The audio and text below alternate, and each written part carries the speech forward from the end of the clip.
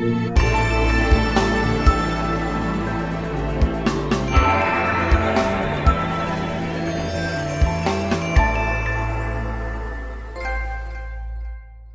wait, no longer greatness has arrived. Welcome to episode 311 of The Trophy Room, a PlayStation podcast made by the players for the players. I'm your host, Joseph, aka Mr. Badbit, and it is here where me and my best friend Kyle talk about the latest, the greatest in all things PlayStation. Of course, this week has some good food. For our first State of Play prediction show of 2023, Microsoft and Nintendo team up, and an interview with Polyarc about the development of the Moss franchise for the PlayStation VR2, and so much more. With all that said, with all that out of the way, the greatest co-host, whoever is, whoever will be, Mr. Kyle Stevenson. How are you, sir?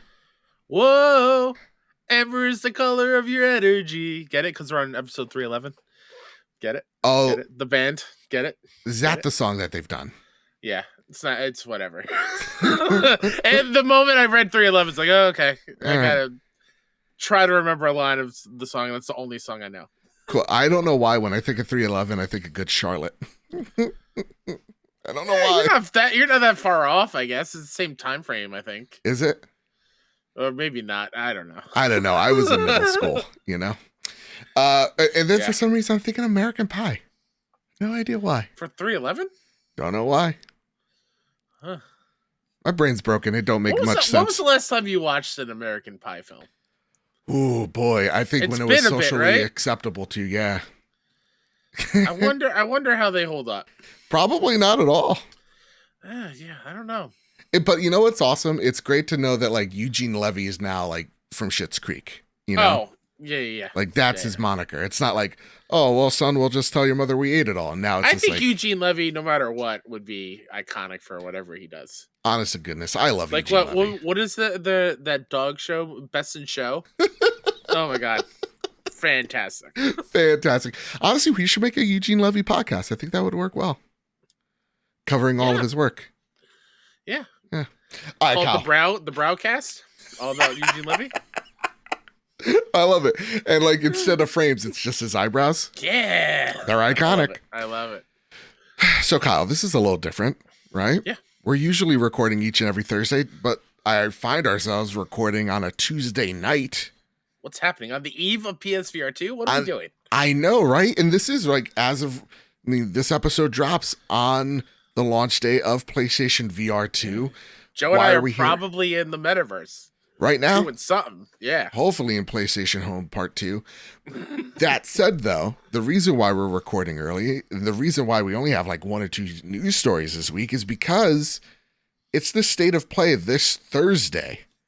It's going to be a huge episode. So we decided to break it up in half. And just like how we promised you last week or on last episode, that if there was a State of Play to be announced, we'd be doing our prediction show. And that's what exactly this is. This is our prediction show. We are going to break down our thoughts on the State of Play as, you know, we're at least excited for the showcase. That said, Kyle, the question to start off this show is, how are you feeling right now? What are your thoughts before we break into our predictions for the PlayStation Showcase? Where are you temperature-wise in the room for this State of Play? I'm pretty hot. Yeah? For this State of Play. I'm very, very, very excited. I've said it a million times before. There's nothing in the world I love consuming more than video game showcases. Absolutely. No matter what it is. So the fact that we're getting one on Thursday means I get to live react with you, which is one of my favorite types of content to do. That's right. Twitch.tv/PS Trophy Room, baby. There Thursday, 4:00 p.m. EST. And then in addition to that, like all the other content creators that I love to watch will also have live reacts for me to consume. So by Friday or Thursday night, whatever, I will probably have watched the State of Play 4 or 5 times. Absolutely. And I don't mind at all. Yeah, I'm excited. I think my expectations are tempered walking into the State of Play. But I'm just excited to hang out with our community. Yeah. So this Thursday, watch alongside us as we react to the state of play. And then immediately afterwards, we'll record our reactions of the show. And then if you missed out, don't worry, because we have an episode proper of the Trophy Room that will land on Friday morning, 1 a.m. EST time. So it's going to be there all day Friday, all the weekend, everything. We're breaking down the state of play. So be on the lookout for your podcast feeds this Friday for our reactions to the showcase. But before we give our predictions for the show and we get deeper into it, it is also time for a little bit of housekeeping. I want to thank our newest members, Bertos Maximus at the silver tier, No Fate at the bronze tier, and DJ Hercules at the bronze tier. I want to thank our premium members, Todd Burowitz and Toxic.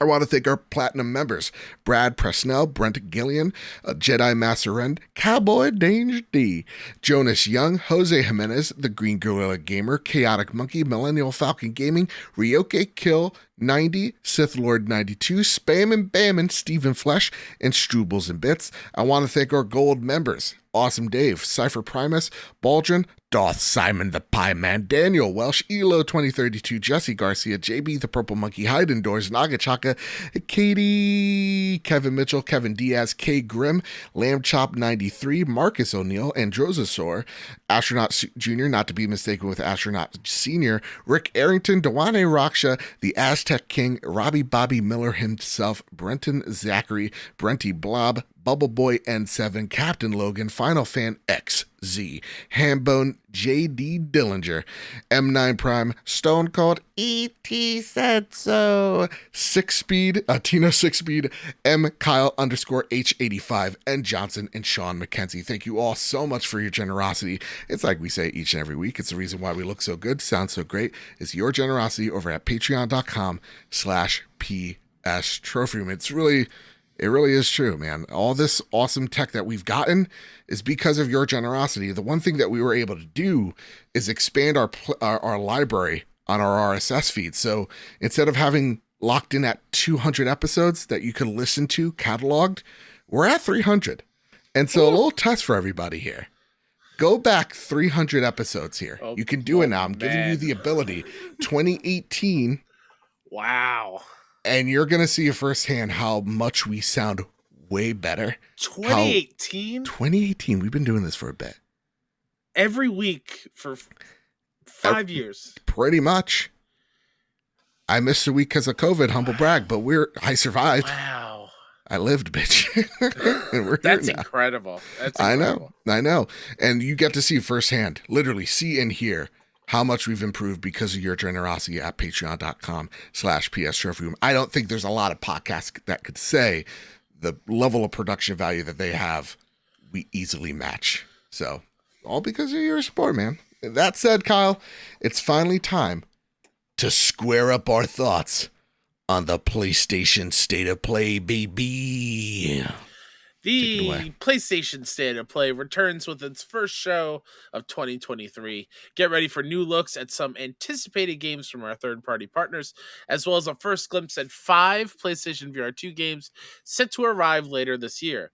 Then settle in for more than 15 minutes of all new gameplay details and updates on Suicide Squad, Kill the Justice League, the next game from Rocksteady Studios.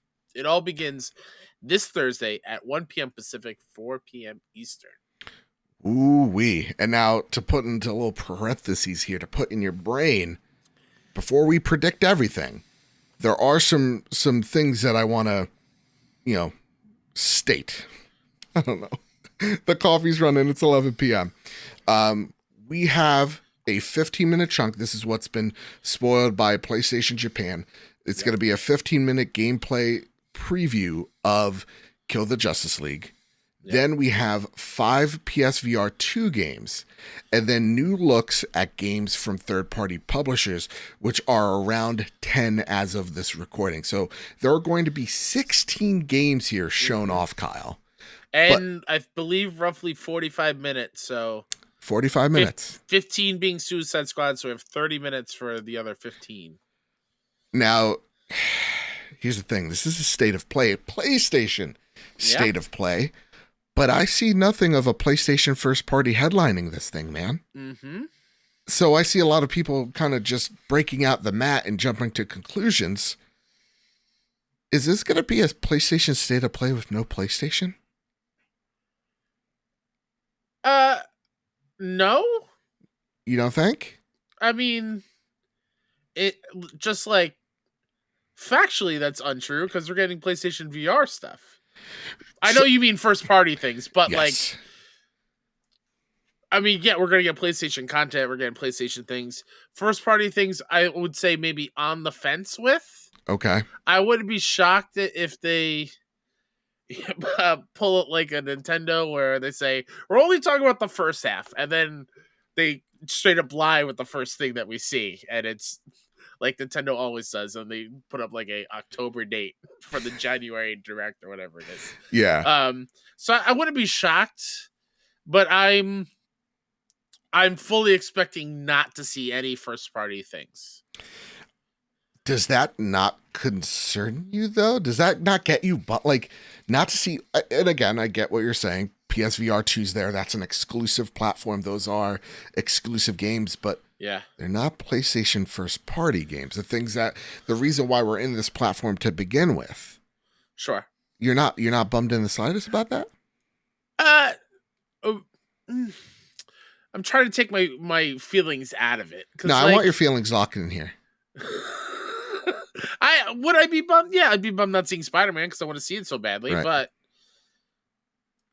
I think we're pretty clear on what PlayStation's game plan is for this year. Sure. With third-party deals.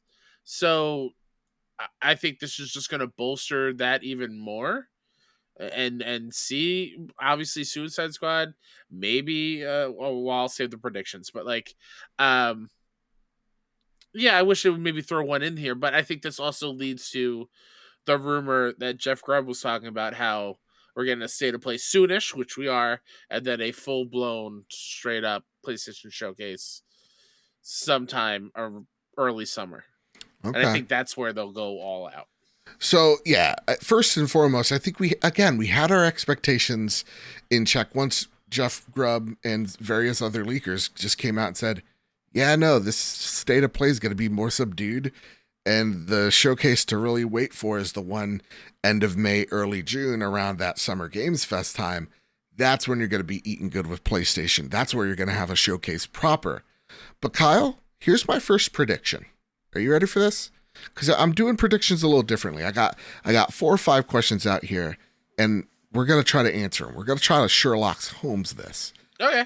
I do think we see a PlayStation first party game here, Kyle. Ooh, all right. I do. Would you like to know? I would love to know.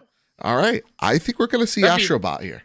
Okay. I was going to say, that'd be very bad content if you were like, yeah, I think we see one. All right. On to the next. On to the next question. No, I'll hold it as a surprise. No, Astrobot is a good guess, especially with VR. I think hearing people talk about VR, watching some VR reviews where I think I've seen 2 or 3 of them and listened to them, and each one have said it's lacking an Astrobot. Yeah.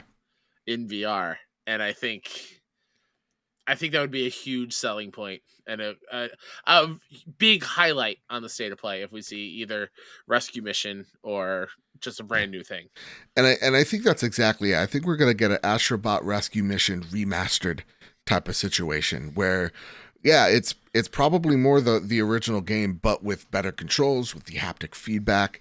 You know, it's not even the touchpad. The little motion control that you have in the back of the controllers. Like, I think we're going to see that here at the State of Play, and that's going to be something that is going to be available to you later on in the year. So if Horizon was the thing to get you in the door, this is the thing that's going to help keep you in.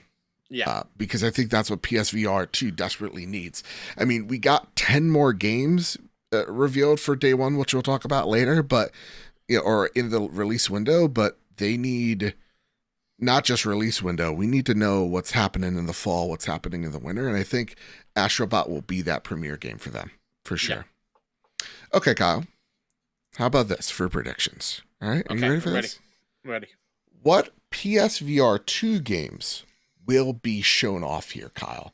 I want to Mm, go, we got five possibilities.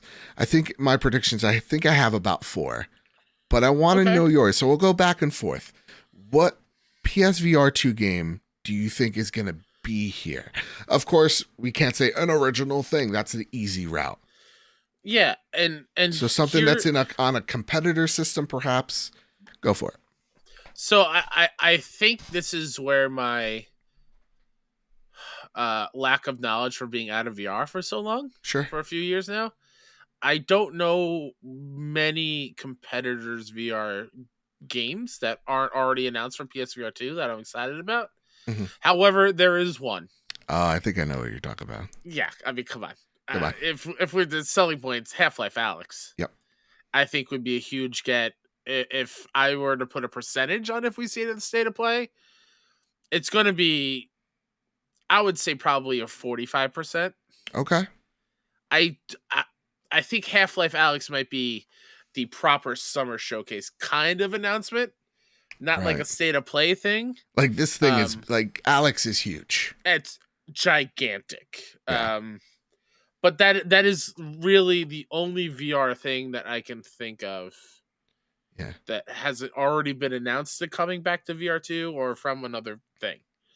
And I think Valve is so agnostic, even though that this is a selling point for their headset, that they would be down with this idea of bringing it over here if Yeah. the deal is right for them. So I think Half-Life Alex is an opportunity for PlayStation if they're willing to publish it. So it really comes down to, are they really willing to really co-produce this game with them, throw the money in? I think that will be the deciding factor. And I was talking a little bit on Season Gaming with Ains, and I like what he said, and I'll echo it here. We're putting the faith in PSVR by being the early adopters. Return that faith with some hard bucks down. PlayStation is putting some huge investment into PSVR. Let's see it. Let's see it with games like Half-Life Alex. I think the window list is good, but a lot of it is remakes or remasters of games previous. But now let's see it with games that are outside our ecosystem. I think Half-Life Alex is a sure thing to get everybody's eyes on this platform. Absolutely. Absolutely. All right, Kyle, here's my pick. So you stole my first choice. You real son of a gun. Second choice, we have to talk about Beat Saber. Oh, but that was announced already. Now, it was announced, but now what I really need, what Daddy needs, As a date. is a date. I need Fair. to see it, and I want to hear about it, not from Jim Ryan on a CES stage, for the love of God. Fair. Have Herman Hulse out there, his handsome, sculpted self, waving the wands around. That's how it's going to get me. You imagine Herman breaking his sweat, Kyle? Oh, man. Respectfully, Herman. Respectfully. But yeah, so I think I need to see Beat Saber. I want to see a fall 2023. Again, Sure. you gave us a huge window of release games. Now I want to see what you're doing summer, fall. I think Beat Saber is the perfect. On that note, before we move on, a game that I learned is coming to VR2. I don't know, on launch day or launch window. There's like a Drum Hero type of game. Oh, Synth Riders, I think it's called. I don't remember, but it's literally like Guitar Hero and Rock Band, but just drums in VR. Okay. It has like the track coming down on the score meter or whatever. I am so insanely hyped for that because I am the Rock Band drummer prototype. That's what I do with the rhythm games. It's my favorite thing to do. And I saw that was coming out. I'll look up for the name in a second, but okay. I love rhythm games in VR. I think that it's a match made in heaven. So Beat Saber, that like give me them all. Even the Synth Riders one, I think that's what it's called. Maybe you could look that up for me as well. That game looks interesting because it's really you, and it's Beat Saber-esque, but instead of you acting like you have sabers in your hands, you're kind of just like tracking things around. So it's kind of, you're more like in a nerd rave more than anything. This one is called Drums Rock. Oh. And it literally looks like Guitar Hero. to like Okay. the red, yellow, and green meter, Mhm. the score a dial, and you have a virtual drum set with the different colors, and you have demons coming down, and those are the what tell you what to hit, like That's flying dope. demons or whatever. That's Yeah. dope. I'm very excited for that. All right, here's another one I'm excited for, but you need to do a couple things for me here. Vader Immortal, let's get that patched in. Let's get that here. We need it. Now, the other little asterisks, let's change that lightsaber. That lightsaber looks really bad. It looks really, that's like the worst lightsaber I've ever seen. So let's change that up, and I'm in. That's my third pick. Vader Immortal. We got a Star Wars game already, right? Yeah. Mm-hmm. But let's see Daddy Vader there. Okay. Please. Yeah. Yeah. What's your next pick, sir? Not an outside one, but one that I think is it is a first party VR2 title that was on PSVR1. Okay. A game I haven't played. Where's Blood and Truth on PSVR2? Dude, you're stealing mine. You're a real son of a. Oh, I didn't know that was there. You're a okay. real son of a bitch. Hey, you're the one that blocked it out. You're right. I don't know what you wrote down. It's redacted. Give me. I think that would be another system seller. From everything I've heard of Blood and Truth, I know you love it a whole lot. I have other friends who played it and think it's so fun. So give me Blood and Truth, and allow me to play that on a better headset with better motion controls and eye tracking. I think eye tracking for any game that involves shooting is going to work so much better on VR2. Yeah, and just like the haptic feedback and everything that we've been hearing about this from the developer end, I think Blood and Truth is an exciting game to pick. But I want to go even further and say, let's just make it a sequel, BB. You know, I would love to see a Blood and Truth remaster out this spring and out next fall, Blood and Truth 2. You know, or 2024, cool. Something. Because I like that. Blood and Truth, honestly, is probably my favorite VR title next to like a Beat Saber and Astrobot. I would like to see that there for sure. All right, Kyle. I got my last one here, Kyle. Are you holding on to something? Because this one's like a drop. Resident Evil 4 VR. So in this case, you just want to see what we're getting. Because they said that RE4 content is happening for VR2. Do you want that just to be expanded, or do you want that quest stuff? Oh, hot damn. Did they say that they're expanding it? They did. Oh. That Resident Evil 4 remake is getting PSVR2 content at some point. Oh, egg on my face, because I was... Oh, okay. I would have been very happy with just the meta version, but if what you're telling me is true, and you would never leave me astray... I would never. Unless this was your plan all along. I will double check, but okay. I'm pretty sure. No, I'm trusting you, Kyle. No need to double check. Put the cue down. Too bad. Yeah. Then show me Resident Evil 4 VR. Those games. Yes, content is currently in development. Now they say content. Yeah, I don't know if it's going to be from beginning to end kind of thing. Is it a shooting gallery? No, I want beginning to end. I want build from the ground up, Resident Evil 4 VR. Yeah. Let's go. Put it in here. Again, those games translate so well in VR. Yeah. So put that there. And I would be so freaking happy. All right, Kyle. Two more real quick. Go for it. Honorable mentions. Bring Super Hot over to PSVR2. Come on now. Star Wars Squadrons. Yes. Why not? Yeah. Okay. And then, if there was any time to do it, Phasmophobia. Oh. I don't know if it has VR support on Quest or anything yet, but like I feel like that would be a cool VR time, or any sort of ghost hunting game. No, that's awesome. I think that's a great pick. Yeah. Also, what I would love to also see, I think it's here, pretty sure, but like show me Among Us VR. I know that's happening day and day. Yes, that is happening. Yeah. But yeah, like that's a day one drop. But like I would still love to see it. I love that game. Yep. that said, those are our predictions for PlayStation VR2 games that we're going to see that we can easily identify. Here's my next question for you. Okay. What are the AAA games being shown, or is it more of an XDev partnership here? They did say that, a lot of these games are indie and third-party partners. They didn't specify AAA. So do you think AAA is actually here, or is this just a, let's throw Devolver in here type of deal? I think there might be one or two big AAA things. I think it's going to be a lot more indie than I think people want. Okay. And I'm fine with. But I don't know if we're getting that big showcase early summer, I think a lot of that will be held for that. And I think if you had like your big and like here's a huge AAA game, that would be there. The fact that we have Kill the Justice League headlining it goes to show that there will not be anything on caliber of Kill the Justice League here. So keep your expectations right. Like, I doubt we're going to see Resident Evil 4. Well, so I actually think we are.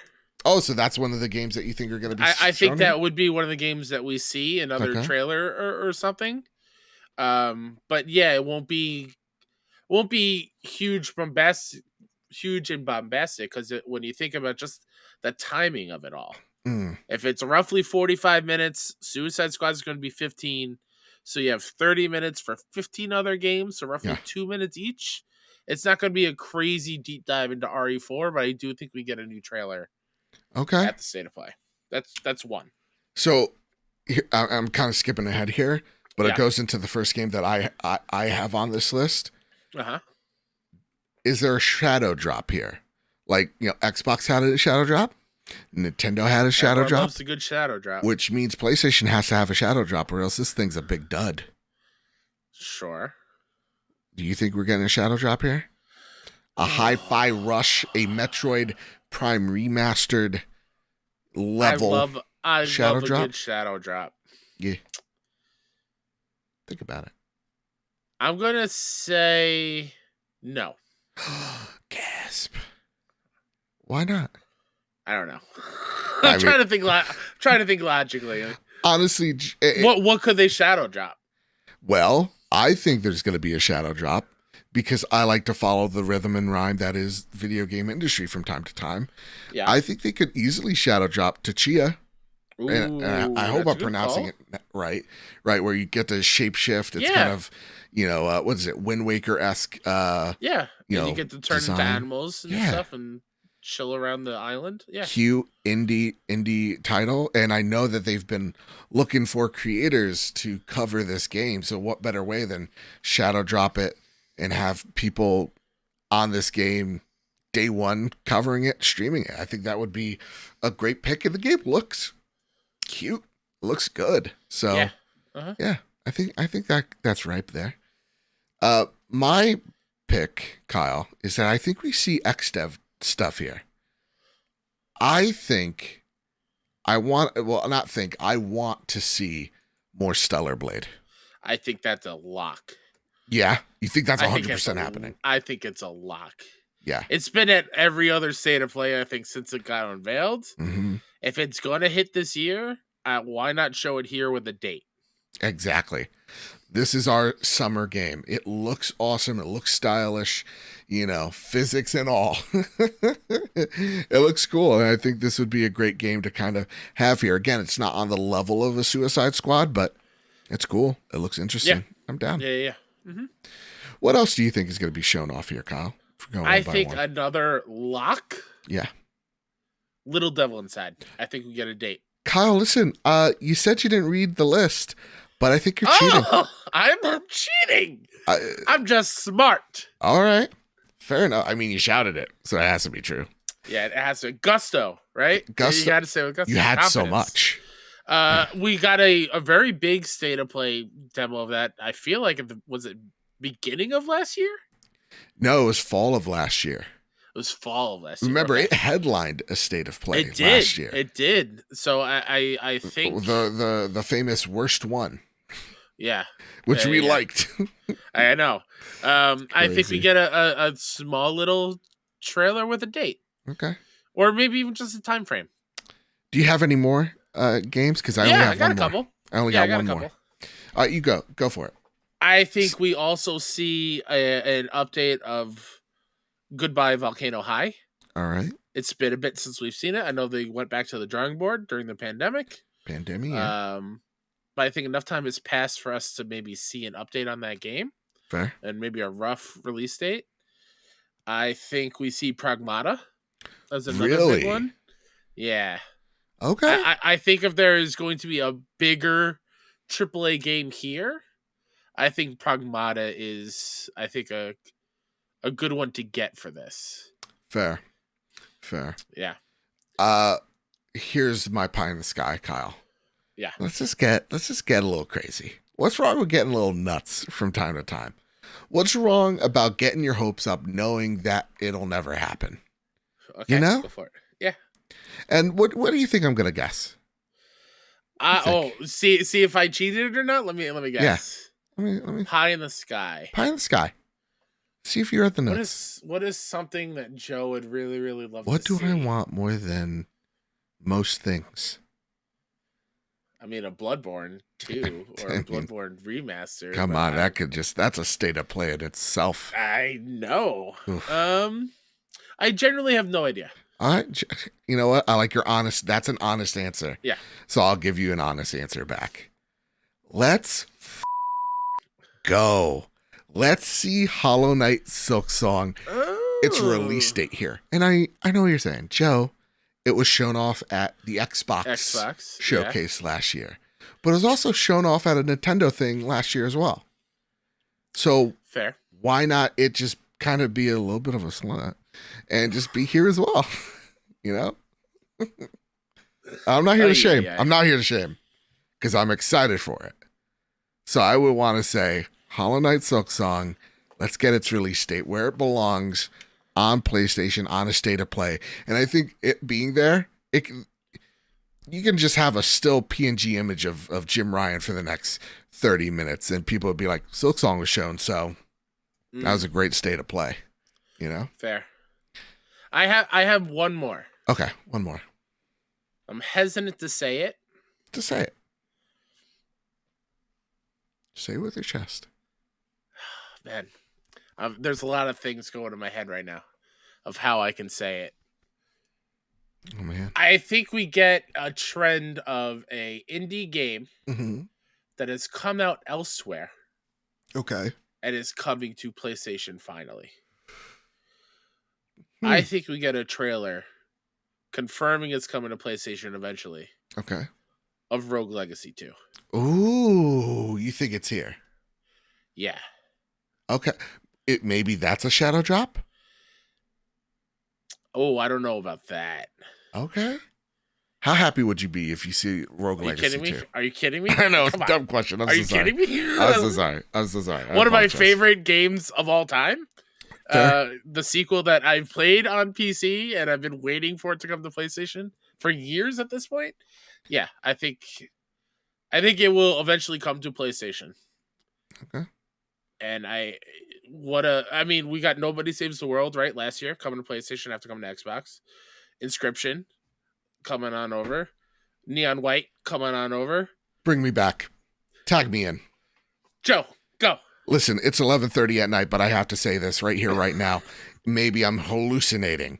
But Kyle, close your eyes. Audience members, close your eyes. If you're driving, you get one peek. I know it's going to mess up your depth perception, but I feel like you're handling it. Vampire Survivors. Oh, Joe. Come Hell on. Yeah. Hell yeah. Come on. If that's there, I'd be like, all right, I'll see. That could very much be a shadow drop. I'd be all in on that. And I'd be trying to plat it immediately. Yeah. So damn good. Vampire Survivors, heck yes. Whatever you just said, because caffeine's running through my veins, I've already forgotten. That too. Great. You know? Yeah. Whew. I feel alive. Feel alive. Kyle, we have two predictions from the audience, which thank you all guys for coming in with your questions and your predictions as well, because let me tell you guys something. We gave you 45 minutes in advance that we were going to be recording today, so thank you all for participating. Stingray X writes their predictions: Beat Saber, Half-Life Alyx, Portal, Hitman 3, Resident Evil 4. We're going all out. Take care, guys. I forgot Hitman 3 has a VR mode. It does. Oh, that'd be cool. Portal, I think, would make me throw up. Same, but I would definitely play it. Because you know when you can mess around with the portals and then you're just falling and infinitely go. Yeah. And I'm gonna infinitely hurl. Yes, if that's the case. Yes. Green Girl a Gamer writes, "Little Devil Inside ? I feel like it's a bigger ask than Spider-Man 2 at this point." It's coming, Green Gorilla. That's right. We're seeing it tomorrow. Tomorrow. Yeah, we'll see him tomorrow. All right, now finally, last but not leastly, we have the Suicide Squad killed the Justice League. Yeah. Are you concerned? And I know you're shocked. I know everybody's shocked. Why would I be concerned? We're 3 months out. Mm-hmm. And I've raised this question before. I'll raise it again. You've had a prominent studio that's done great work single player with Crystal Dynamics handling Marvel's Avengers, right? Now, we all know how that turned out. Now we have a prominent single player developer making a third-person shooter multiplayer games of service game.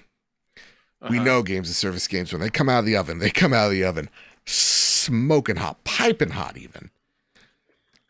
Do you think that they're going to stick the landing here? What do they need to show? Not you, because I know you're on board, but what do you think they need to show the average consumer that you have nothing to worry about here? That this game's going to be just fine? Tell me. I think they just need to show us the gameplay. Okay. I think we're sold on the story. Yep. I think every trailer we've seen, we've gotten great character work. We've got great insight of what characters are in it, what the premise of the game is. What we still have questions about are, how are we playing this game? Yeah. And we've seen it briefly at like Fandom, DC Fandom, when they first unveiled it. That's what I want more than anything. Okay. Is what are we doing from moment to moment in this game? Are we just shooting the same types of bad guys over and over again, like Marvel's Avengers, where that got tiring, but the story was still good? Or is there going to be a lot of different types of enemies? What are the side quests? Are we collecting things like the is other this Arkham even an games? open world game? Is this a hub? Exactly. Like the moment to moment stuff, I think, is the biggest question. I have no fears about Rocksteady telling us a good superhero story. Yeah. I want to know what we're doing. To me, that's exactly what I need to see as well. Show me the moment to moment. Show me what's under the hood. And I think you nailed it perfectly. What makes the 4 different, too? Yes. Yeah, these can't, what makes them drastically different? We know we're going to have gear that we're going to be exchanging. Let's see it actually make a difference, not just, physically, but gameplay wise. Like, hey, Captain Boomerang has a different boomerang. This thing's got 3, boomerangs instead of 1 or attached to it, whatever. After me being disappointed with Gotham Knights, where I think it leaned too far into everything having like status effects and different levels of power or whatever, scale it down a little. I don't want all of that. Maybe each weapon has a different ability, I think would be cool. I think what I from the little I played of Gotham Knights, I think what makes, and it's hard because Destiny does this so good. Like, a Warlock feels different than a Titan. You can jump in each one, but each one feels unique. Where Gotham, it was just like, hey, every combo is the same, just a little something different happens. Destiny, there's something about it they've just mastered where, like, Warlock's grenade's different. Their ability to jump is different. Same with the Hunter, the way they traverse is different. Each feel unique. You could jump into any single one of them, but they're going to feel different and you're going to have a preference. So, like, for example, like, I want to see Harley Quinn play very differently than a Captain Boomerang, right? Or a Deadshot. Mm-hmm. You know, I want to see her be a brawler. I want to see, you know, Deadshot be that like third person shooter. I want to see, what's it? Oh my God, what's the shark guy? King Shark. King Shark. Voiced by Samoa Joe, by the way, reminding everybody, the pro wrestler. God Can't damn. wait for that. But like, you know, I want to see him be the big brute tank that we know he could be. Like I know I drop it here all the time, but being like a blood death knight in World of Warcraft, where you get to come in tank and you're eating guys, and that's how you're getting your health back. Like you're getting hit the shit out of, but like you're just regaining it back by all the gore. Like make them feel and look different, not just this combo is the same exact from combo A, B, C. Like these characters are that interchangeable. Make them have that unique flair, and I think that's going to be set it apart. That being said as well, the PlayStation exclusive here, Kyle, is the thing I'm worried about. I think Hogwarts Legacy did it right in terms of here's a quest. Give us a unique dungeon, perhaps. But please, for the love of God, do not, or bonus level, do not, or even like a bonus aesthetic. Here's like a PlayStation jacket. Don't lock a hero. Don't lock a villain in here. That's fair. It wasn't fair to Destiny players back in the day. It's not fair to people that wanted to play the Hogwarts on Xbox. Make it enticing without screwing over the fan base. That is something that is going to be integral to this game as it releases, because though this is going to be everywhere, you need to entice people to play it on PlayStation without alienating people that rather play it on PC or Xbox. I think that's really important. That is fair. Yeah. That being said, Kyle, Suicide Squad Kill the Justice League is another superhero game, another major IP that is going to be marketed like a PlayStation game. And I want to preface this before we leave here. And again, this is box sales from UK, but it's the only data that we could really grab here. Talking about the effectiveness of these type of projects, these type of campaigns or partnerships, Hogwarts Legacy's first week, it sold, again, box charts, 82% of which its sales were on PlayStation 5 compared to the just 18% on Xbox Series X and S.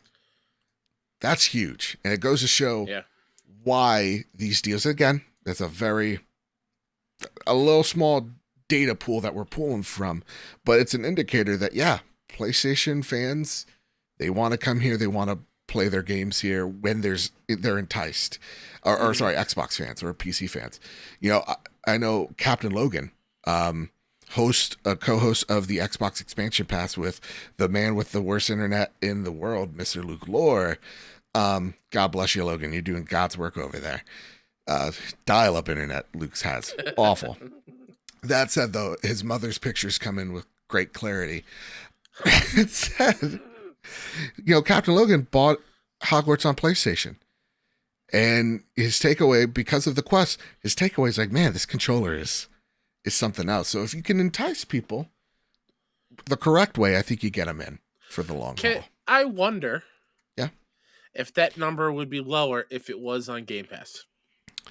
I don't think it's funny that you talk about this. We talked a little bit about it on Season Gaming. I don't think Xbox cares for those type of deals because I don't think publishers necessarily, if you have an IP like Hogwarts, if you have an IP like, you know, Suicide Squad, you have to prove to the bean counter that Game Pass sales are going to benefit you, the person with the IP that you know. Like, look at Hogwarts Legacy. 80% sold better than Elden Ring.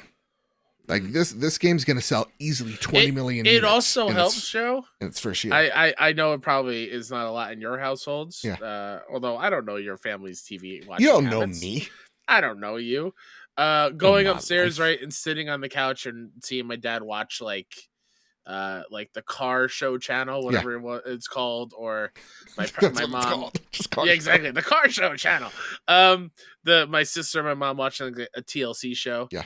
Hogwarts Legacy is running ads all the time on those channels. Yeah. Like taking up the bottom third of the screen with a huge banner in the middle of the episode, like Hogwarts Legacy. So they are going all out. I mean, when I went to see an Ant-Man, great movie. Yeah, I'll fight you. Movie. Um, first thing I saw, Hogwarts Legacy, and then what was right before it, PlayStation logo. So like Yeah, they're yeah, going yeah. all out for this, and it's showing. It's doing huge numbers for them. And when you're talking about a publisher that you have an IP that is going to sell, tens of millions of units, you really have to convince them why do I let Hogwarts in your Game Pass, your service in the first year? Yeah, You just that's true. don't. So I think Xbox has a lot of convincing of like, hey, DC, we'll take for example, like I don't think they can do it with a Wonder Woman, because that is a really big IP as well. But maybe they take a smaller IP and say, hey, we'll prove to you that this works. Give us Blue Beetle, and we're going to show you that this model can work for you. I think that's how Xbox does it. But when it comes to these big AAA deals, I think the strength here is with PlayStation when it comes to, hey, we'll promote this thing for you. Now there is, Indiana Jones canary in the coal mine, because we don't know where that game is going to land. It was announced before the Bethesda acquisition, so we don't know if that's a multi-platform game still. Put an asterisk on it. It doesn't say either way. Don't yell at me. But if it's an Xbox exclusive, then that will probably be the canary in the coal mine of, yeah, this is how you prove to other publishers that you can put games on Game Pass, and it's going to benefit you as if it were, just day one regular $70 purchase. Yeah. Yeah. All right. Well, I feel like someone's going to yell at me for one of those points I made, but don't worry. You got another opportunity with this next story we're going to be talking about. Take it away, boy. sir. My favorite topic. Paul Tamburo over at PS Lifestyle writes, Microsoft reveals deal to bring Call of Duty and Xbox games to Nintendo Switch. Microsoft has revealed its new deal with Nintendo to bring Call of Duty and other Xbox-owned games to the Switch and future Nintendo-owned platforms, announcing that it has signed a binding 10-year contract, quote, to bring Xbox games to Nintendo's gamers, end quote. The announcement also saw Microsoft state that it is, quote, committed to providing long-term equal access to Call of Duty to other gaming platforms, end quote, hinting at its lengthy negotiations and disputes with Sony. Microsoft announces 10-year Nintendo Switch and Call of Duty deal. The contract was revealed today by Microsoft's Vice Chairman and President, Brad Smith. The announcement specifically mentioned Call of Duty, revealing the long-term agreement will see Call of Duty released on Nintendo platforms the same day as Xbox with full feature and content parity. The statement also noted how this would mean Nintendo could enjoy Call of Duty just as Xbox and PlayStation gamers do so. Smith also noted how the deal would bring other Xbox games to Nintendo platforms, though the official statement from both companies stopped short of mentioning any other games by name. And in an update from VGC, Smith also noted how the deal would bring other Xbox games to Nintendo platforms, though the official statement from both companies stopped short of mentioning any other games by name. Okay. So before we get into this, it's going to echo a little bit of what the article said, but I think it's important. The quote from Microsoft proper is Microsoft and Nintendo have now negotiated and signed a binding 10-year legal agreement to bring Call of Duty to Nintendo players the same day as Xbox with full feature and content parity. We'll talk about that in a sec. So they can experience Call of Duty just as PlayStation and Xbox gamers enjoyed Call of Duty. We are committed to providing a long-term equal access to Call of Duty to other game platforms, bringing them more choice to more players and more competition to the gaming market. Now, Brad Smith tweeted this out, Microsoft head honcho here, and he said, now we've signed a 10-year binding contract to bring Xbox games to Nintendo gamers. This is just a part of our commitment to bring Xbox games and Activision titles alike, like Call of Duty, to more players and platforms. Now, listen, we're not going to talk long in the tooth here about this deal because we talked about it to death. Yeah. But I want to talk about that tweet in particular here, Kyle. Mm-hmm. Hear me out. Everybody, let's just get a little nuts, a little crazy, Ooh. okay? Okay. I'm asking you for just a little insanity. Okay. All right? Let's just say Microsoft hands PlayStation the same agreement as Nintendo, right? Let's just say Brad Smith's words are true here. Okay.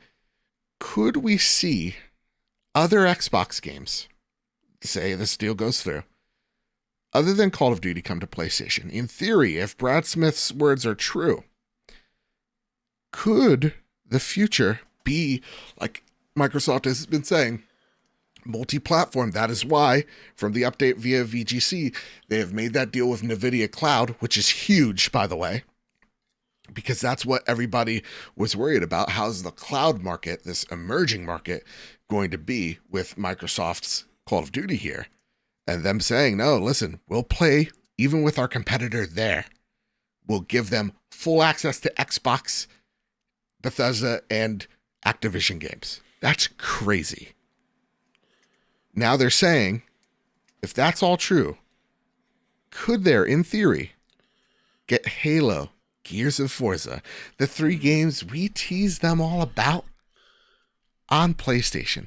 But let's be honest, secret, you and me, audience member, just keep it between us. Wouldn't it be cool? Wouldn't it be cool to play Halo with your DualSense? Come on.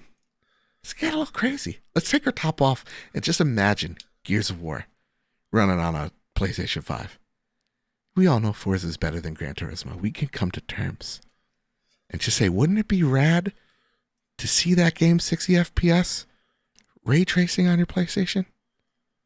Huh? Wouldn't that be neat? Let me whisper more in your ear. Wouldn't that be just dandy? Kyle, what do you think? ASMR Joe aside, do you see this as maybe the Cold War breaking, right? The wall tumbling down. The future is upon us. Maybe. Damn it. Like, here's the deal, everybody. Okay. Give me the sauce. Here's the deal. I don't care anymore. I don't care anymore. I really don't. It's a bunch of children arguing back and forth. I really don't care. Yeah. If this was about, like, Bethesda games, sure, I'd be way more passionate about it. Yeah. But the fact that they're fighting over Call of Duty. I understand it's a massive IP, makes tons of money. Yeah. I just don't care anymore. But I think this is a good step in the right direction. Sure. I think it's laughable.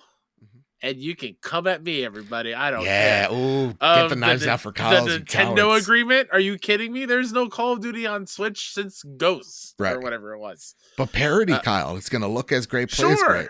And yeah, Xbox games will come over, like just like Ori did. Ori was on Switch. Minecraft is on Switch. Yep.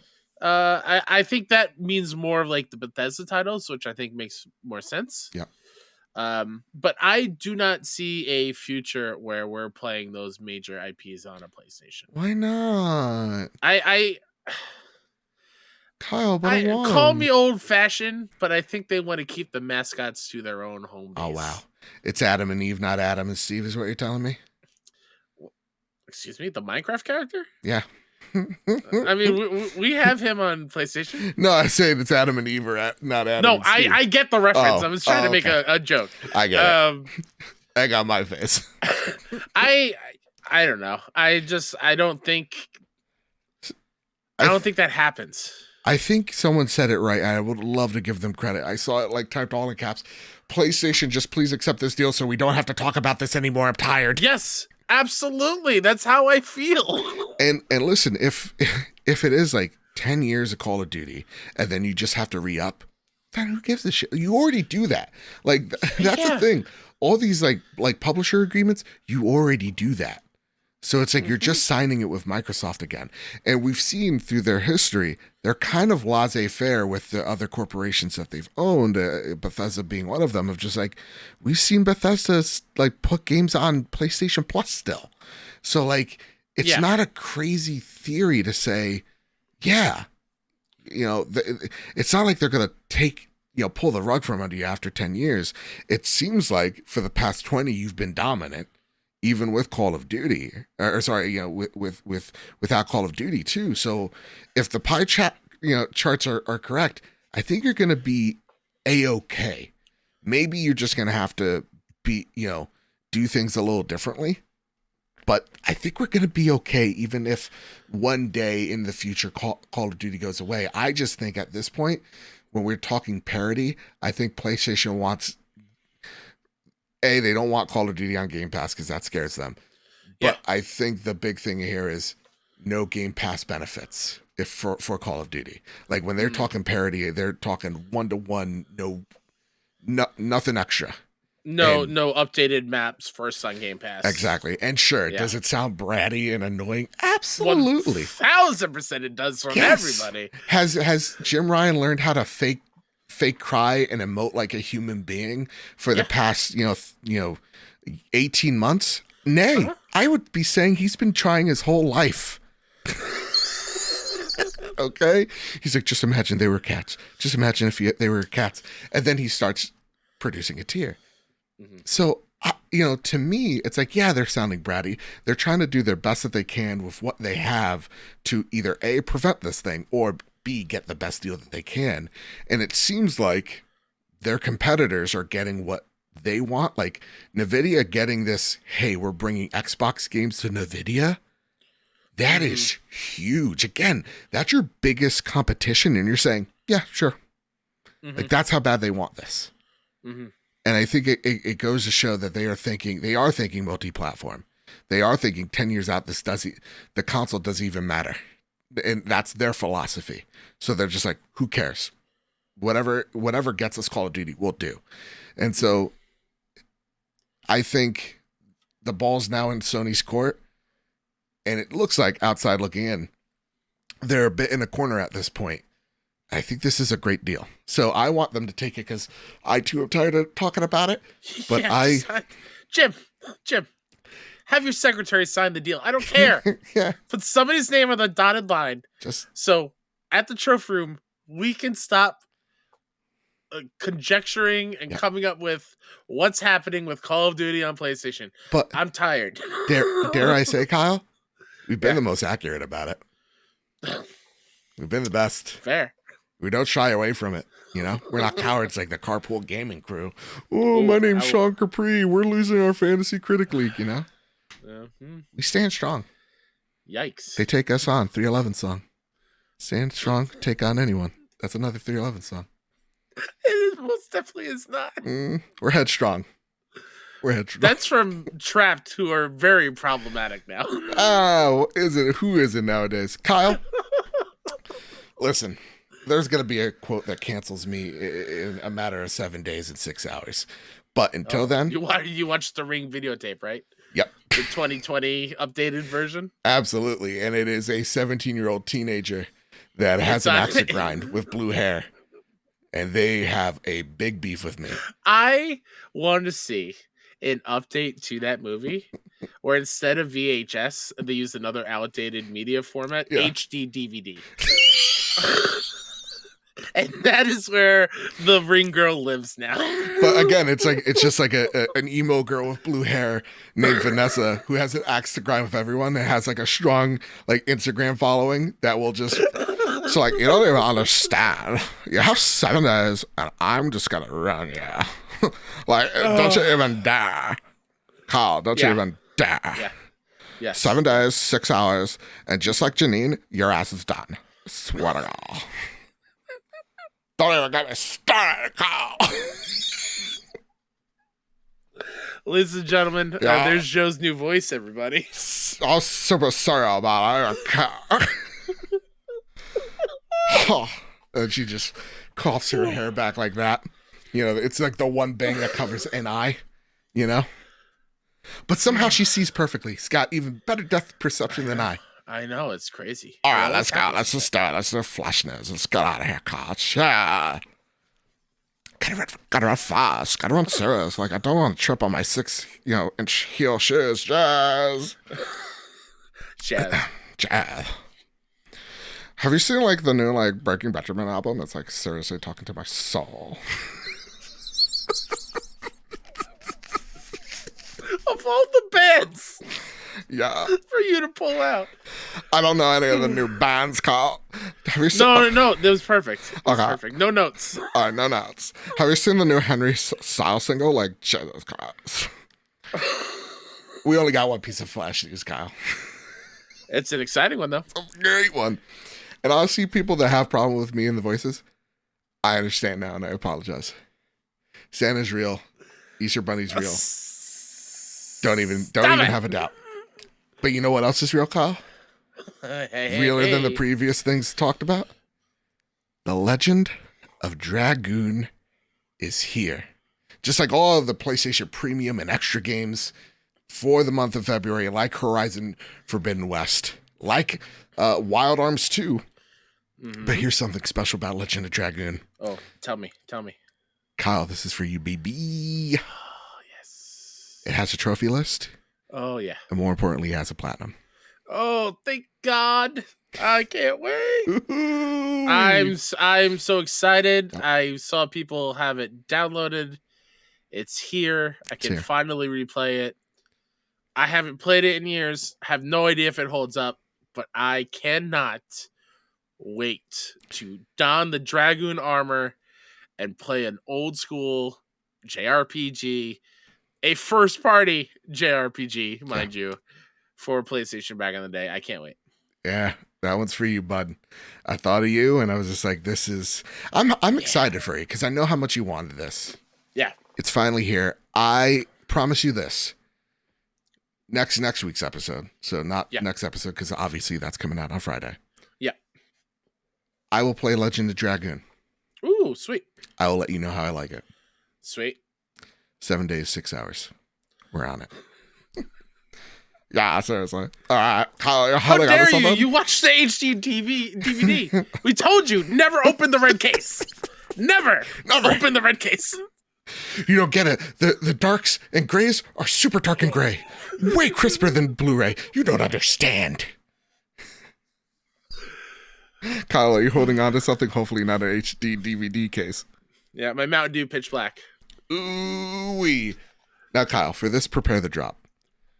I'm going to read half, you're going to read half. I feel like that's only fair because it seems like 100 games are coming out tomorrow. It's a big week for VR, friends. Prepare the drop. Here are the latest steals and deals coming to the PlayStation storefront. On February 21st, yes, I thought about doing the voice again. Of course. If there's a joke, I got to kill it. Aka Ara, a PS5, PS4. Just offended someone right off the bat, Jesus. Atomic Heart, on PS5, PS4. Ooh, I'm hearing wild reports on this game. It's all over the place. It's all over the place. All over the place. Go with God on that one, kids. Spin a bottle, see where it lies, and go for it. If it looks cool. Visually, it looks cool. Visually, it looks rad. Yeah. That's it. I heard some lines, and yeah. That whoever is in the booth, gotta walk it back. Let's try it again. Harvest Moon. Back to Nature on PS5, PS4. Like a Dragon Ishin on PS5, PS4. I played the demo of this, Kyle, and I came to the realization, Like a Dragon series probably will never be for me. Yeah, that's a bummer. It is. It's a bummer. This is the one that was only out in Japan previously, right? Correct. It was like on PS4 in 2014, getting remastered on PS5, something like that. Something along those lines. 7 Doors on PS5, PS4. The Legend of Dragoon, PS5, PS4. Wild Arms 2 on PS5, PS4 on February 22nd. 2MD VR Football Unleashed All-Star on PS5. After the Fall on PS5. Altair Break on PS5. Among Us VR on PS5. Awesome Asteroids on PS5. Cactus Cowboy, pew, pew, pew, yeah! Don't get pricked! That's right. Who you calling Pinhead? Plants at War on PS5. Cave Digger 2 Dig Harder on PS5. I like that title. Love it. Cities VR Enhanced on PS5. Cosmonious High on PS5. From the makers of Job Simulator, Vacation Simulator. That's right. Can't wait. Demio on PS5. And guess what? Next week's episode, we'll be interviewing the devs, so make sure you give us questions over at PS Trophy Room on Twitter, or join the Discord server because Twitter is currently breaking down at the seams, it seems. Come join us. Link down in the description. That's where you get to ask us questions. We answer them here on the show, all that goodness. That said, Drums Rock on PS5. Discrona, Chronos Alternate on PS5. Fantavision 2000X. All right, on PS5. Garden of the Sea on PS5. Horizon Call of the Mountains on PS5. Job Simulator on PS5. Of course, this is PSVR now. Nonetheless, Jurassic World Aftermath Collection on PS5, Kayak VR Mirage on PS5. We're also going to be talking to that developer soon. Excited about it. Kazunia AI Touch the Beat on PS5, Moss Book 1 and Book 2 on PSVR. And guess what? After this, instead of squaring up the news, we'll be squaring up Polyarc as Kyle interviews them, which he did a fantastic job. Spoiler alert. Oh, thanks. NFL Pro Era on PS5. Yeah. Do you get to deflate the ball in VR, Kyle? Do you know that? Unsure. Also unsure if CTE is a microtransaction or DLC. Ooh-wee. And Pavlov VR on PS5. Kyle, take also it away coming from the next. to VR, Pistol Whip, PS5, Puzzling Places, PS5, Res Infinite, PS5, Song in the Smoke, Rekindled. You know, I'm going to stop saying PS5 because they're all PSVR2. Yeah. Star Wars Tales from the Galaxy's Edge, Enhanced Edition, Star Tenders, which I believe is like you're a bartender. Oh. In like a space bar, I think, in VR. Swordsman VR, Synth Riders, Tentacular. You play a giant like Kraken octopus. It looks like a great old fun time.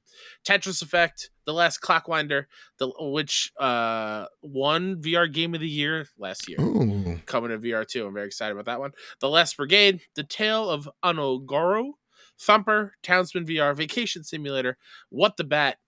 Heck yes. X8, Zenith the Last City, and Zombieland Headshot Fever Reloaded. And on the 23rd, we get Blood Bowl 3 on PS5, Chef Life on PS5, PS4, Grim Guardians Demon Purge on PS5, PS4, and Redemption Reapers on PS4.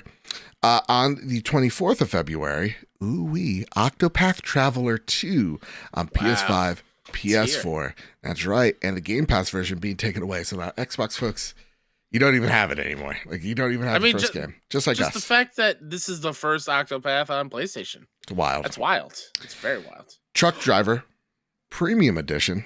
That's for you, Danger D, on PS5. Kyle, yes? Back to the first conversation. Yeah.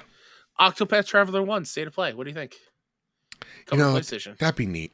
I'd want that. Right? The day before 2 comes out, be like, hey, by the way, 1's also coming out at some point soon. Yeah. I think that'd be cool. That'd be pretty rad. I like where your head's at, good. Yeah. That said, Kyle, there are no questions this week. Are we going to talk about what we played, or we're going to save that for after? Let's save that for the real deal episode. Okay. This Friday. I can't preface that enough.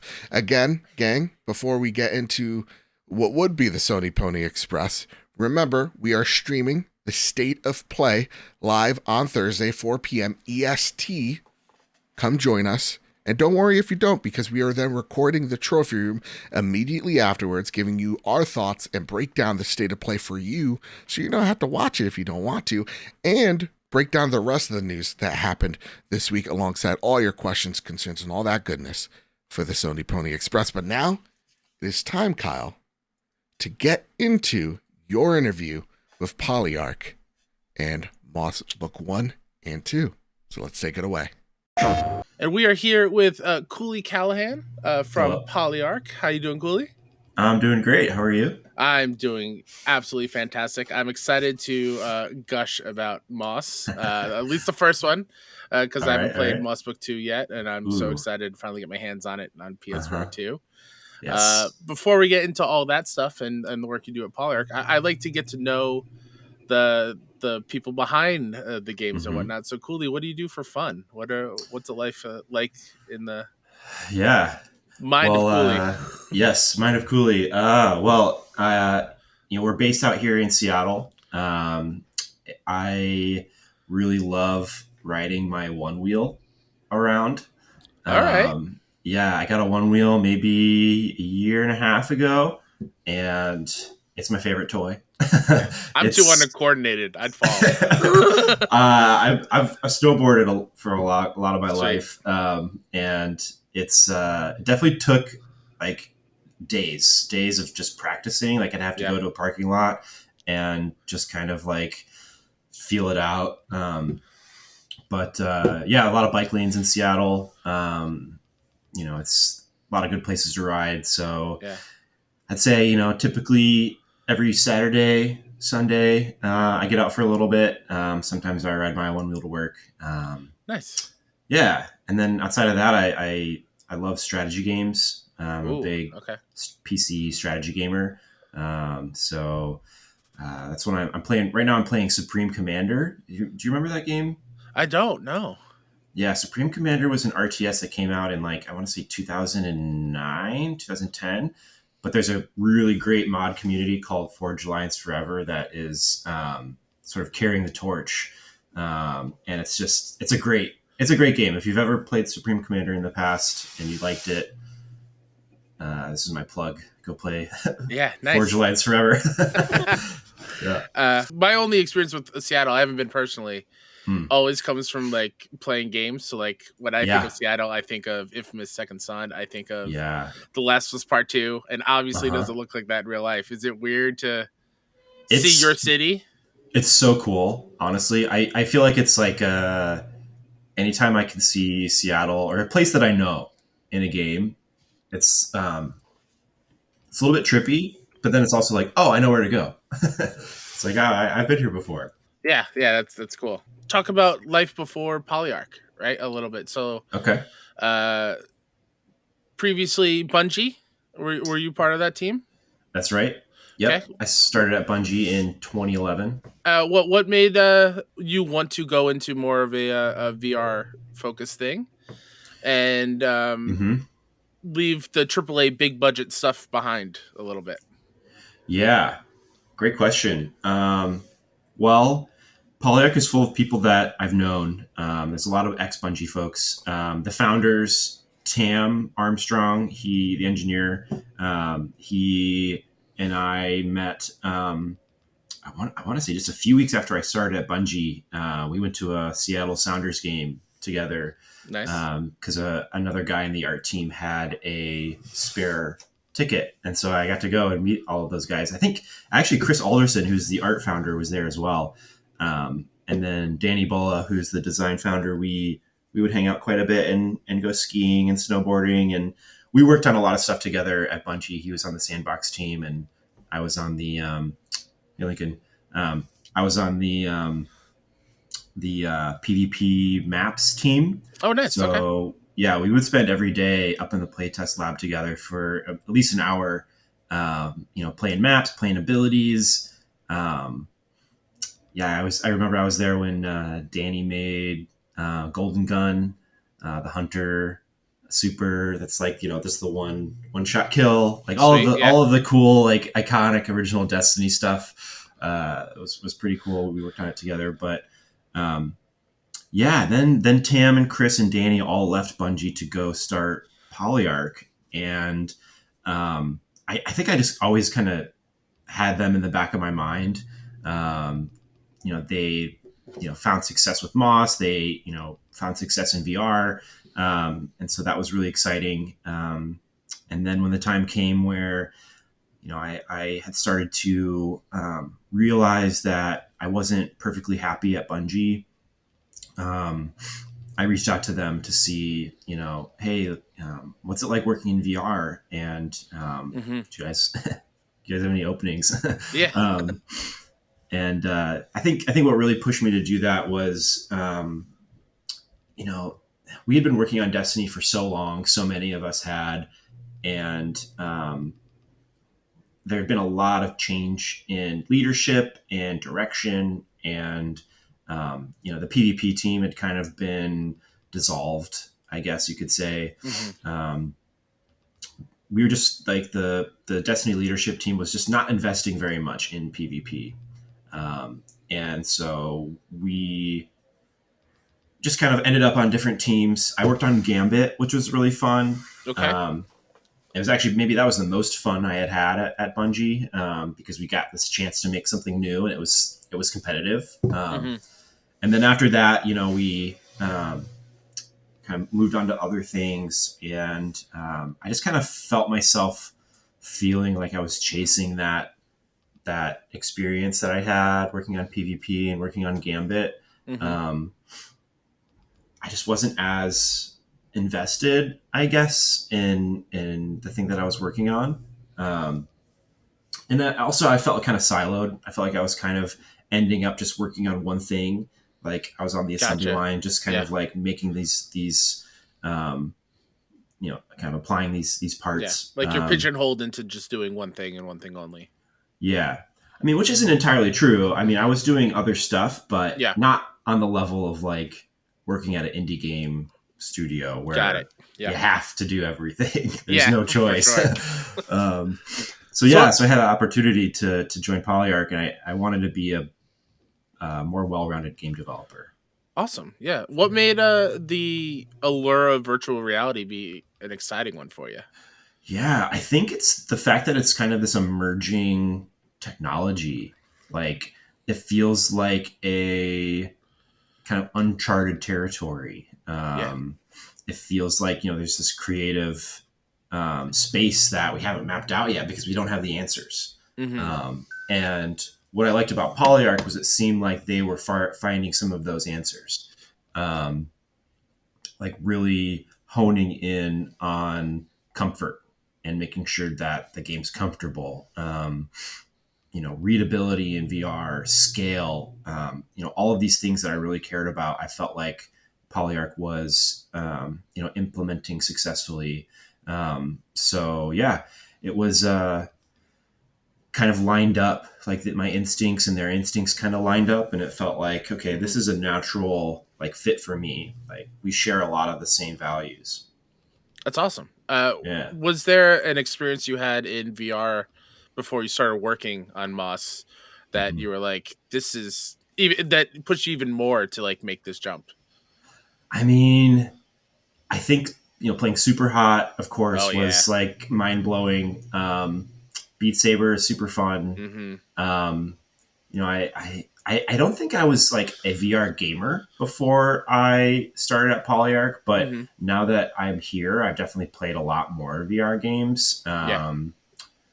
So I think, let's see, what's the last VR game I played? I think it was Walkabout Mini Golf. Oh, I'm Like excited. Yeah, that just got announced for PSVR2. I'm excited for that one. so good. It's Yeah. just fun. It's just like a fun way to spend time with someone.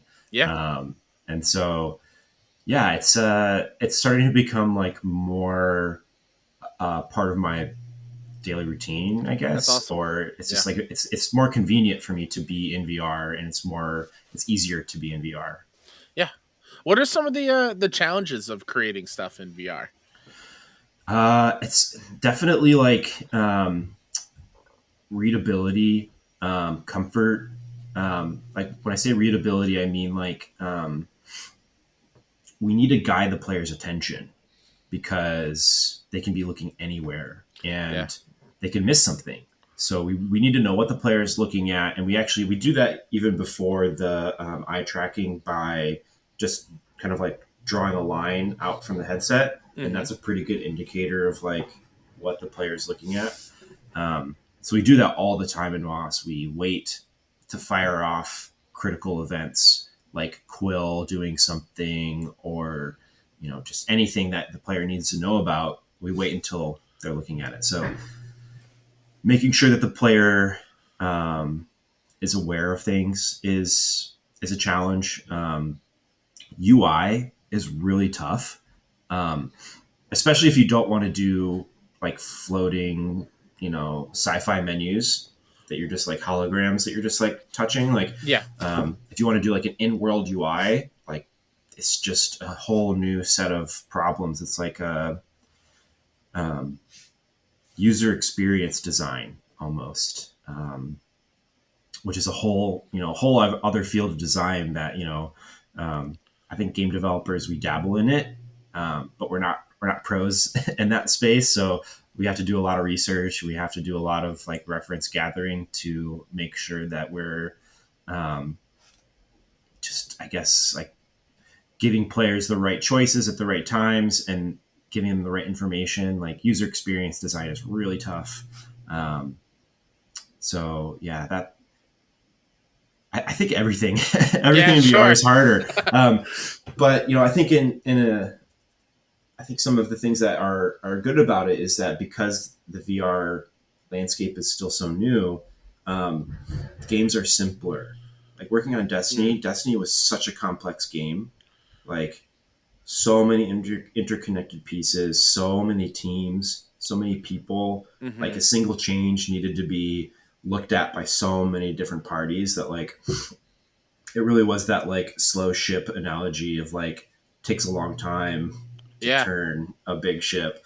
And so that's what it was like working at Bungie. Whereas in VR, the games are a lot simpler because we're just not there yet. We don't have Destiny level complexity in a VR game.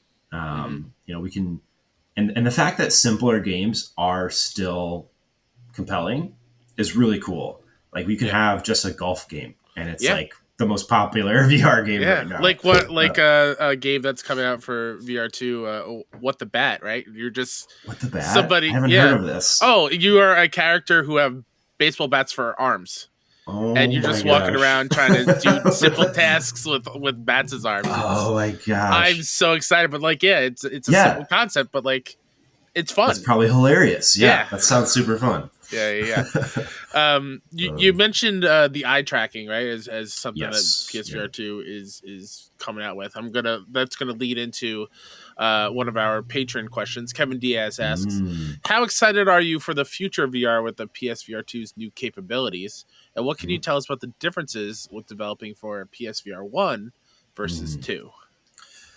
I'm super excited. The PSVR2 is my favorite headset yet. I think the eye tracking, also the head rumble, and then also the adaptive triggers, like all of that together makes so much more of an immersive experience than the PlayStation VR1. Yeah. Of course, like not to mention, oh, thank goodness, all you have to do is plug in a single USB-C. Oh my God, yeah. To the front of the unit and it works. Like no more like extra plugs and extra pieces. Like we're finally there. Can't wait for wireless power. I guess we're gonna need at that point. Figure that out. But the headset's super comfortable. It feels great. The displays are incredible. And then of course the power of the PS5. The game's running super smooth. Like we targeted 90 frames a second, but it's projected to 120. Wow. That was really more of that was kind of a judgment call on our end because we found that 120 frames a second really didn't. The difference was slightly perceptible. Difference from 90 to 60, very perceptible. But we were able to get things from the 90 frames a second version that just fancier materials, nicer shaders, stuff like that. Things that we would have had to optimize otherwise. And it would have only been a couple things. Because when you're rendering at 120 frames a second, I think that means that you need 9 milliseconds per frame. That just gave us a little more headroom.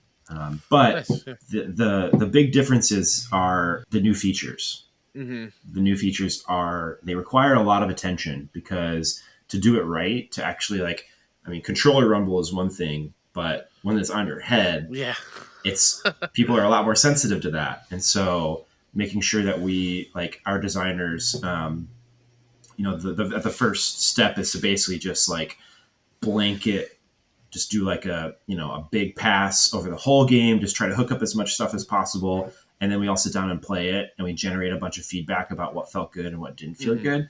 And then they go back to the drawing board and they create different profiles and curves for how things should rumble. Yeah. And the triggers as well.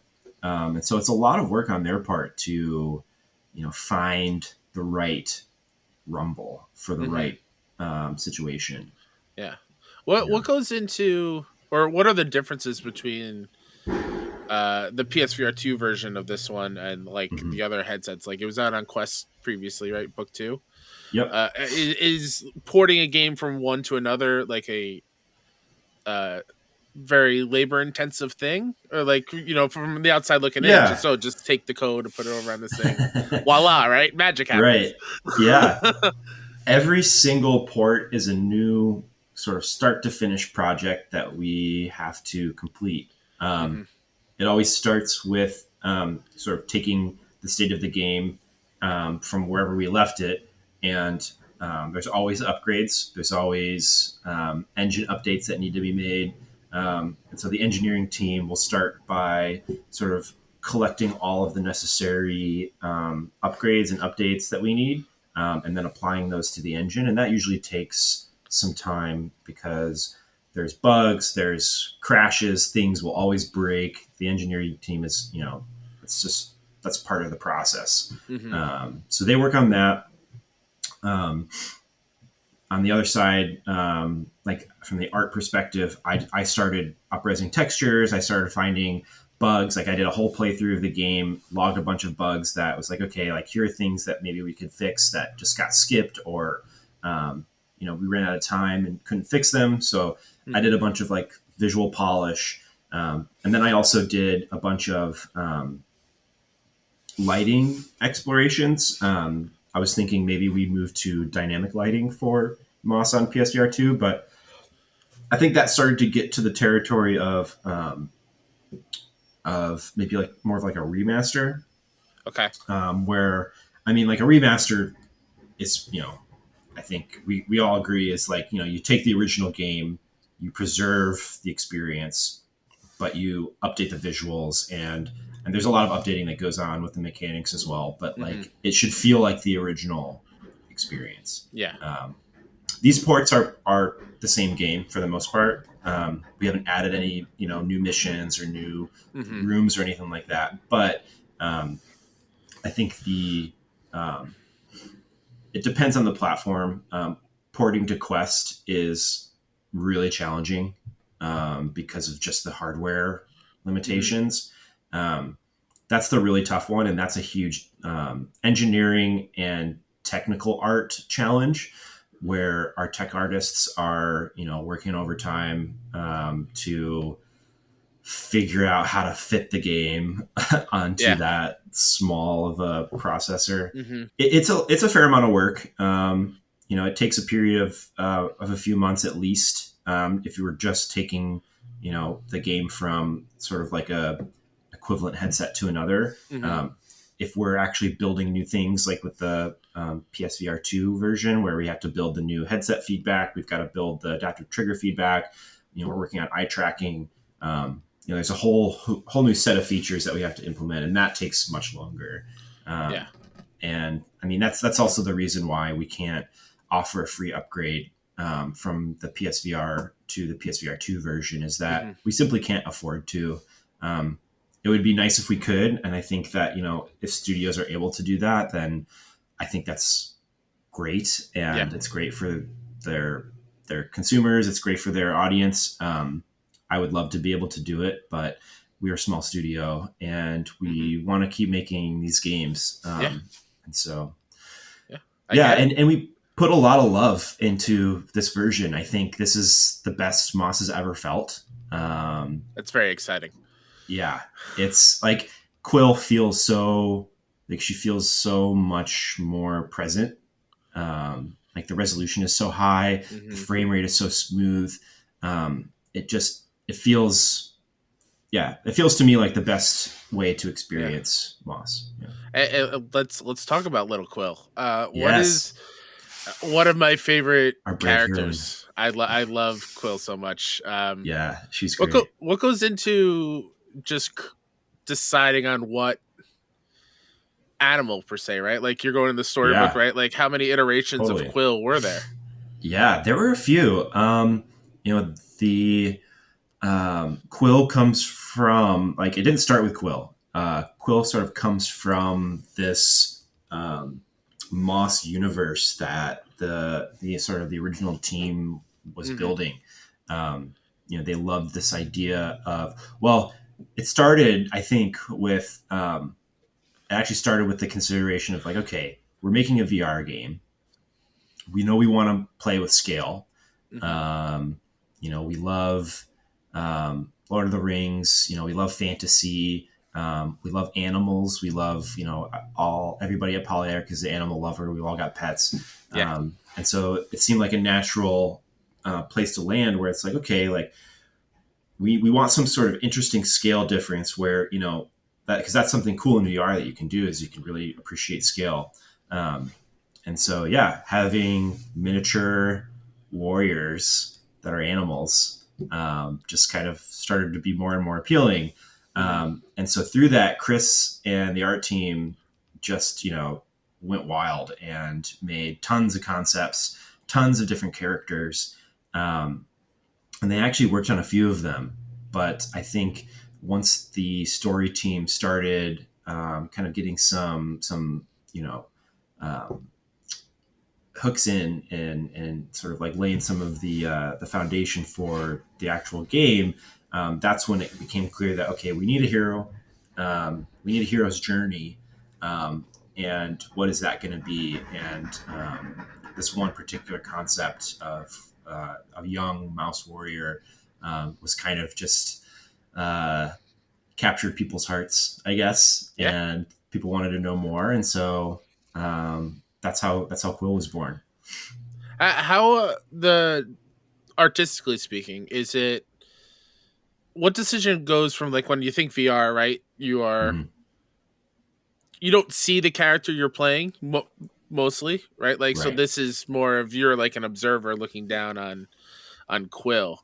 As an artist, does that just give you more freedom to play with that scale? And like one of my favorite things from the first game is like the puzzles where I had to like lean over and look in the rooms and like spin it and look for all the different angles. Like how excited is that for you as from an art perspective? It's so cool. It's like it's like building like a little terrarium or something, or like a diorama. Like a little diorama, exactly. Yeah. It's like building a little diorama, and it's nice to have that focus of like, all right, like here's the play space. Like the player is stationary. You're never gonna be like when I was working on Destiny, the player could get anywhere. It was like so annoying. Like, too much freedom. Too much freedom. We had double jump. What, you're going to have triple jump now? Is it going to give people triple jump? Like, what the heck? And of course, our testers were so good at getting out of the map. Yeah. So, but that's a whole other story. It's very creatively exciting and liberating to kind of just have a canvas, right? Like I've got my box, I've got my, where I need to, build this thing. And, it's a lot of fun working with the design team on the level designs. They're very collaborative when it comes to that. So a lot of times like we'll work together to kind of come up with an idea that we'll get excited about. And then from there, it's, there's a little bit of time spent, play testing and massaging the geometry and making sure that it lines up for what design needs. But then, it's how much time do I have to make it look pretty? For sure. Yeah. How do you expand that scope from the first game to the second one? Well, we definitely have more people working on it. So we knew that we were going to, have more scope just for that. There's 3 bosses in Moss Book 2. So definitely a lot more scope in that department. Characters, big characters and boss characters especially are really expensive. So, that took a dedicated team almost the whole development time to take it from start to finish. It was a huge effort. What was the question again? I lost my train of thought. Going from book, it's fine. Going from Moss Book 1 to Book 2 is like blowing it up. Like right. Well, we know we wanted a longer game.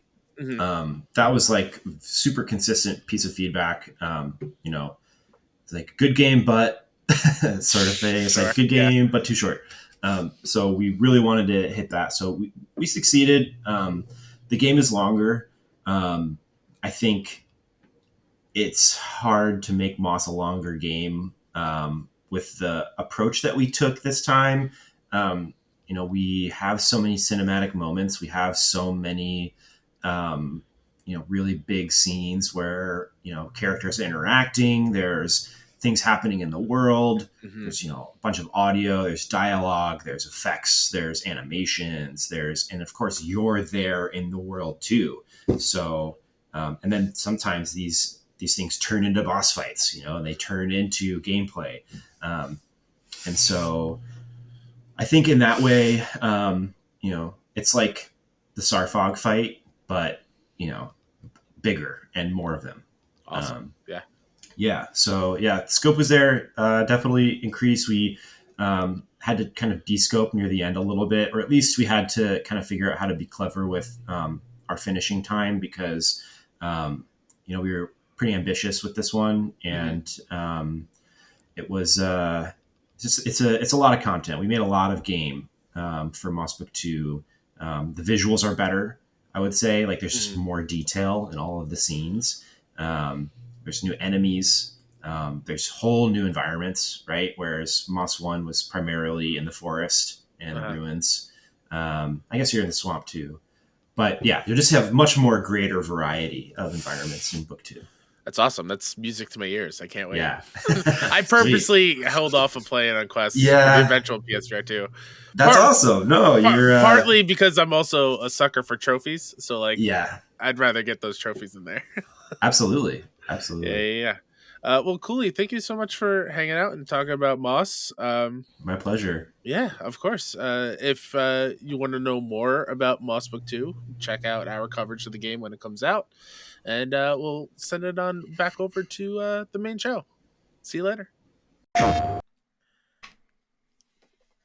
Kyle, let me tell you something. I was editing this interview, and I just want to say how great of a job you did.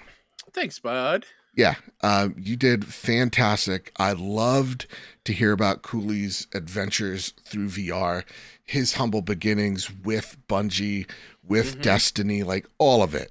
It just and awesome I love the honesty of why there is no upgrade path as well. Yeah, and I really appreciate that.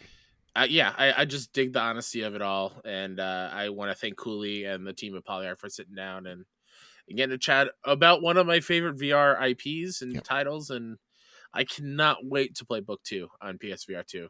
Absolutely. I'm very, very excited to play as Quill again. So I hope you guys check out that game because they're awesome. Yeah.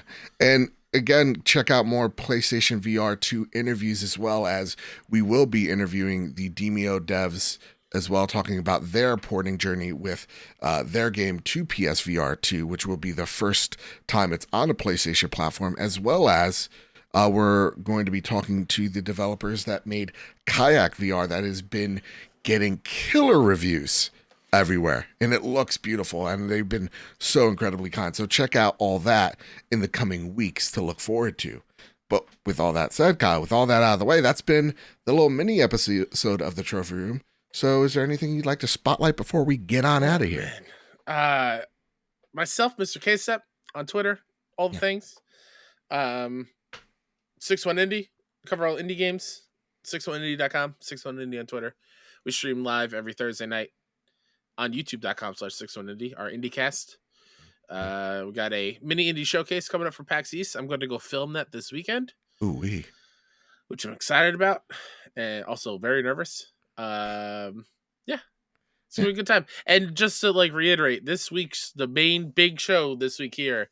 It's gonna be huge because we're gonna be talking about our time in PSVR2. Yep. The state of play. Yeah. There's the other games that I've been crazy addicted to playing, absolutely nonstop. It's gonna be huge. So get ready. Yeah. That said, you can find me over at Mr. Badbit. You can find the show over at PS Trophy Room on Twitter. And please, we're going to be making this a big push. We want to grow our community on Discord as well. So please join us on Discord. Just like on Twitter, where you can ask us questions, you can leave comments.